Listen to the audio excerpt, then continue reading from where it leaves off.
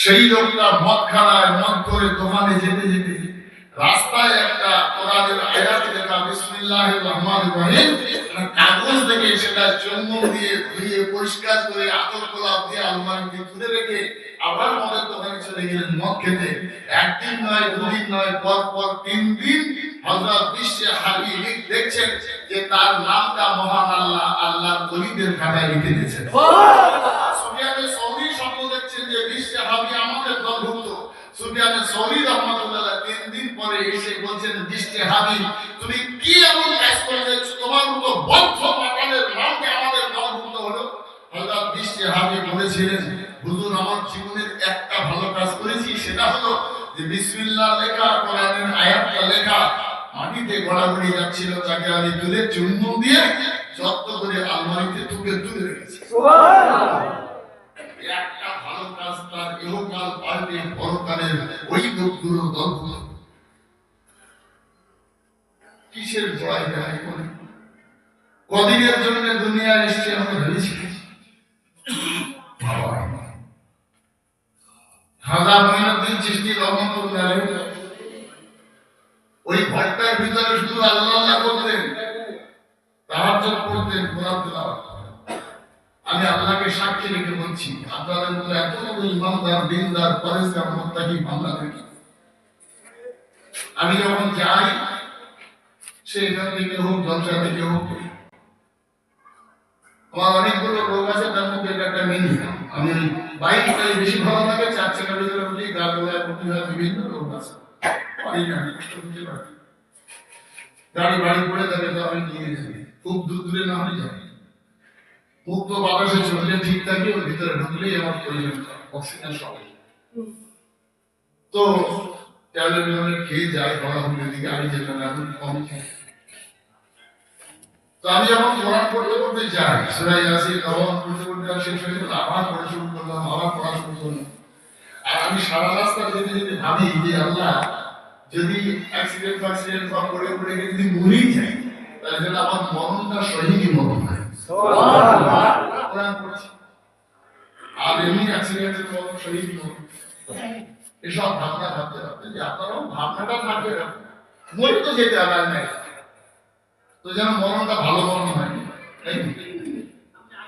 আপনি ওটা ভাববেন, রাস্তায় চলবেন ফিরবেন, যদি মরণ হয় হোক কিন্তু ইমানের সঙ্গে হোক, মরণ হয় হোক উদাহরণ করতে করতে হোক।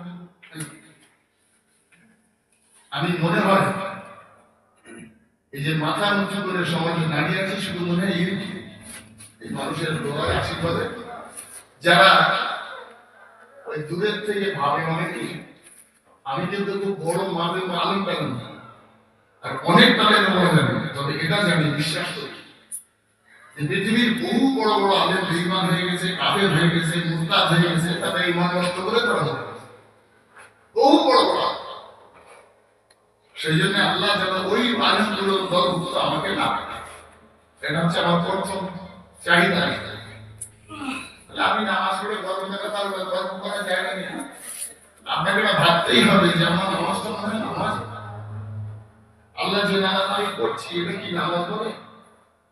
আমি না জানি আত্মাইয়াত ভালো করে পড়তে, না জানি দুরূদ শরীফ ভালো করে পড়তে, না জানি কোরআন শরীফ ভালো করে পড়তে, আল্লাহ সব ভুলে ভরা। তাই তোমাকে এক বলে স্বীকার করেছি, মানে এক দিনে তোমার কাছে না করলাম দিয়ে শিখে দিয়েছি। আল্লাহ তুমি আমাকে তোমার যাই আমল করবে ওই শেষটা থাকবে আমি কিছুই জানি, সবটাই আমার অজ্ঞতা এবং অশিক্ষার ভিতর দিয়েছে। মানুষের মঙ্গল চাইবেন আল্লাহ। রাসূলুল্লাহ বলেছেন পৃথিবীর জমিনে কোনো মানুষের যদি দোষ ত্রুটি মানুষ চেপে দেয়, কিয়ামতের দিনে আল্লাহ তার দোষটাকে গ্রহণ করে দেবে। পৃথিবীর জমিনে কোনো মানুষের যদি কেউ সম্মান বাড়িয়ে দেয়, মহান আল্লাহ কিয়ামতের দিনে তার সম্মান বাড়াবে। সুবহানাল্লাহ।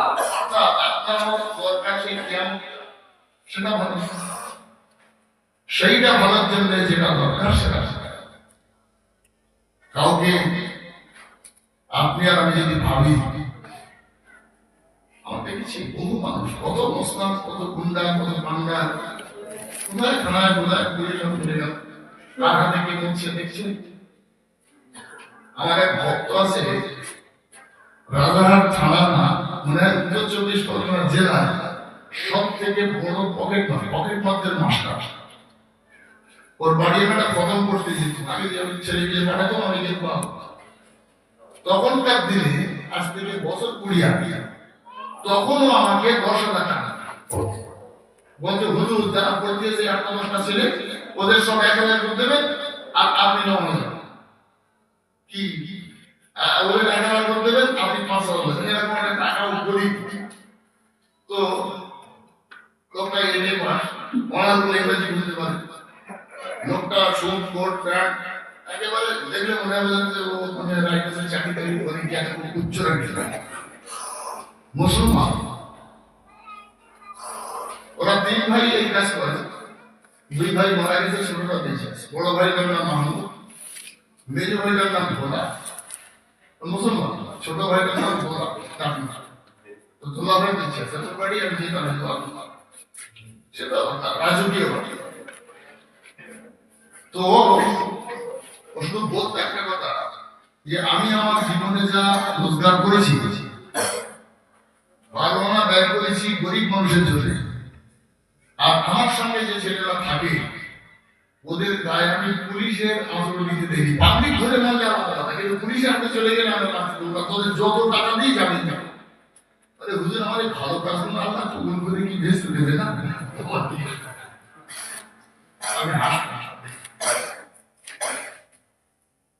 বিশ্বাস হয় যদি না আপনি যাবেন আমার সঙ্গে খাইয়েছি টিয়াদা বানালে যেখানে সেই হাবিবগড়টা অপহরণের গল্প ছিল পাশেই বাড়ি। মুখের দিকে চাইলে আমার মনে হবে যে সত্যি একটা শিক্ষিত লোক। আমি বলতে চাচ্ছি এটা যে একটা মানুষের অনেক বাহ্যিক দোষ আমি দেখতে পাচ্ছি, তার ভিতরে কত গুণ লুকিয়ে আছে সেটা আমি দেখতে পাই। বুঝতে পারলেন? একটা মানুষের বাহ্যিক দোষ আমি দেখতে পাচ্ছি, কিন্তু তার ভিতরে কত গুণ যে লুকিয়ে আছে সেটা আমার নজরে আসে। রাতের অন্ধকারে কে কোন আমল করে? একটা লোক এখানে দান করবো না 5,000 টাকা, এটা তো সবাই জেনে গেছে। আবার একটা লোক এমন আছে সে রাতের অন্ধকারে একজন লোক লুকিয়ে একটা লোকের মেয়ে দিয়ে, সে একটা অসহায় মানুষ, তার বাড়ি গিয়ে চুরি 5,000 টাকা দিয়ে মানে চাচা এখানে দিলাম তোমার মেয়ে দিয়ে তাহলে না ও একটা দামি, আর এখানে যে দাম তুলে হাত তুললো সেটা, আর ওইটাকেও জানে না, এটা তো জানে। তাহলে বোঝা যাচ্ছে যে ওর ওই গুণটা সেটা কিন্তু মানুষ দেখতে পায়নি, কিন্তু মহান আল্লাহ দেখতে পেয়েছেন। তাই আল্লাহ এই বাহ্যিক যে দান, এই দানের যে স্বভাব, গোপন যে দান, যে দানের যে স্বভাব, এটা ভাগ নেই, এটা কমটা বেশি এরকম নয়। বাহ্যিক ভাবে যদি কেউ দানটা না বলে উঠছে সরে দিলে আরেকজনের মনের প্রতি বাড়বে না, এরকম মহান কাজ হবে না, এটাও দরকার। কিন্তু তার মানে এই নয় যে গোপন ভাবে যে দিয়েছে সেটা মানুষ জানে না বলে আল্লাহ জানেন না, বরং আল্লাহ বেশি জানবো না সেই লোকটা মানুষের কাছে লুকিয়ে আমাকে জানিয়ে একটা অসহায় মানুষের পাশে দাঁড়িয়েছে। আমি আল্লাহ ও তাদের প্রতিটা যা ছিল তার থেকে আরো দ্বিগুণ বাড়ি দিলাম। আল্লাহ নিজে দেয়, ওটা ওই দানের টাকা নয়, ওটা আল্লাহ খুশি হয়ে আলাদা ভাবে দেয়। যেমন আমি রোজা করেছি, আমার রোজা হয়নি, আমার নেই হবে না, কিন্তু আপনি আমাকে রোজাদার ভেবে আমাকে ইফতার করাবেন। আল্লাহ রাসূল বলেন যে আপনি যে আমার ইফতার করেছেন আপনার নামায় আমলে আল্লাহ একটা কবুল হওয়ার পর সওয়াব লিখে দেবেন। সুবহানাল্লাহ। আমার রোজার সওয়াবটা আপনি দেন, আল্লাহ নিজের ওটা দেন। সেইজন্য আমাদের পরকালের দিকে লক্ষ্য রেখে সব কাজের ভিতরে ইখলাস অর্থাৎ সততা এবং নিষ্ঠা মহান আল্লাহ এবং তার রাসূলের রেজামন্দির জন্য করা। দরুদ শরীফ আল্লাহ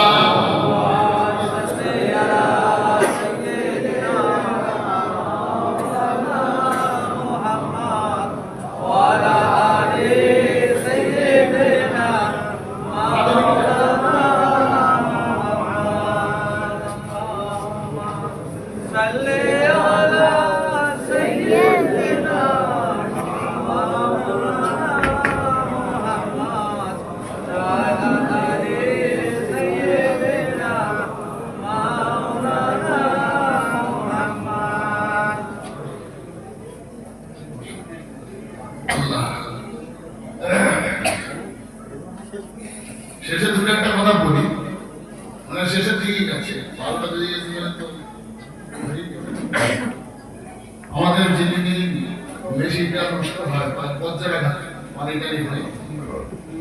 আমি যদিও ধারমাটি করে ওই কি বলে ওটা পানির থেকে কথার জন্য গায়ে দিয়ে গেছিলাম, তো সে সুবিধা হয়নি। আল্লাহ রহমত পুরো ভিজে পানি কাঁপতে কাঁপতে গিয়েছিলাম।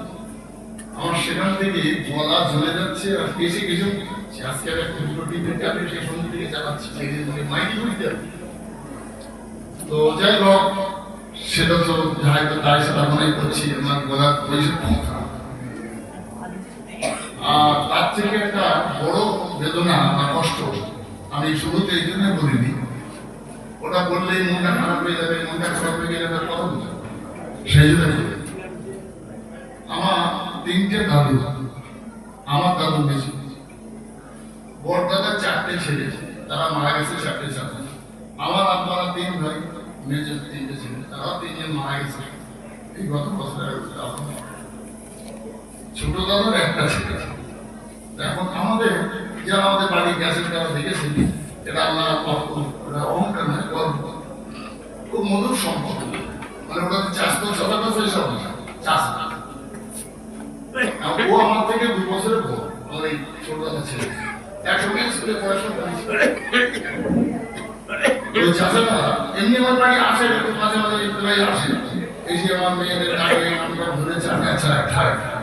হঠাৎ করে এবছর রমজান মাসে প্রত্যেক দিন দাঁড়িয়ে যায়, আমি বাড়ি যাবো, গিয়ে দিদি ছেলে ভাই বড় ভাই বসে বসে থাকে, আর ওই চাচাটাও এসে বসে। আমি তো একদিন বলতেছে কি হয়েছে, এত তুই তো এরকম করে আসিস মেটালি। তারপর যেটা বলছি আমি বাড়ি আসি, বলছি বাড়ি আসলে একসঙ্গে বসে চাটা খেয়ে। তো প্রত্যেক দিনই রাত্রে ওই 11:30টার দিকে বাড়ি যেত, খাওয়া দাওয়া করছে। তো আমার ওই চাচাটা আমার থেকে বছর দিয়ে আমিও 2-3 বার মেরেছি, এই রাজনীতি করতাম তো, আর ওই একটু বদমাইশি করছে, তাস টাস খেলতো, একটা 2বার মনে মেরেছি। আবার পড়াশোনা একসঙ্গে করেছি, আমার চাচা বন্ধু। হঠাৎ সকালে 7:30টার দিকে মানে বুকের যন্ত্রণা মধ্যে আছে, চুল ছিটছে, নিয়ে এসে বিশাল ব্যক্তি আছে মানে রুগীর ভর্তি করা হবে। 5.5 লাখ টাকা এটা কন্ট্যাক্ট হয়েছিল, 8:30টা পর্যন্ত মানে হার্ট শব্দ। পজিশনটা খুবই খারাপ, মনটা খুবই খারাপ, বাড়ির সবাই অস্বস্তিতে আছে, মানসিক ভাবে বিধ্বস্ত। আমার এই কথাটা বলার অর্থ হলো, আপনারা যারা এখন বসে আছেন, মা বোন ভাইয়েরা, তারা সবাই আমার আপনজন। সবার কাছে আমি নামাজি, রোজাদার, দিনদার, পরেজগার, মুত্তাকি লোকগুলোর কাছ থেকে দোয়া নেব, সেই জন্য কথা বলছি। আমি আগে বলেছি হস্তরেখা চেঞ্জ হয়ে যায় মানুষের দোয়া, আর দোয়া ও মোক্ষ দেবা। তাই আপনারা সবাই যদি দোয়া করেন, তাই দেখা যাবে কারো না কারো দোয়া কবুল হয়ে আমার ওই চাচা আল্লাহ হায়াত ফিরিয়ে দিলেন, এবং সে বেঁচে ফিরে আসবে। নার্সিংহোমে ভর্তি আছে, 8:30টা পর্যন্ত আমি জানি, তারপরে খবর জানিনি এখন কি হালে আছে তাও জানি। আপনাদের সবার কাছে আমার পদজোড়ে আবেদন থাকবো, আমাদের চাচা শহীদুল ইসলাম সাহেবের জন্য দোয়া করবেন, যেন আল্লাহ তাকে সুস্থ করে বাড়ি ফিরিয়ে দেন। আমি তো সবার জন্যই দোয়া করি, তারপরেও চাচা যে টাটকা তো বাবা, আমি তার ভাই হিসেবে আমার দায়িত্ব এবং কর্তব্য থাকে। তাই টাকায় মানুষ বাঁচে না, টাকার সঙ্গে সঙ্গে মানুষের যেমন ট্রিটমেন্টের প্রয়োজন হয়, দোয়া হয়। তাই সবার কাছে দোয়াটা চেয়ে আমি আজকের বারে জলসার সমাপ্তি ঘটাবার আগে আমাদের ছেলেরা যা কালেকশন করে,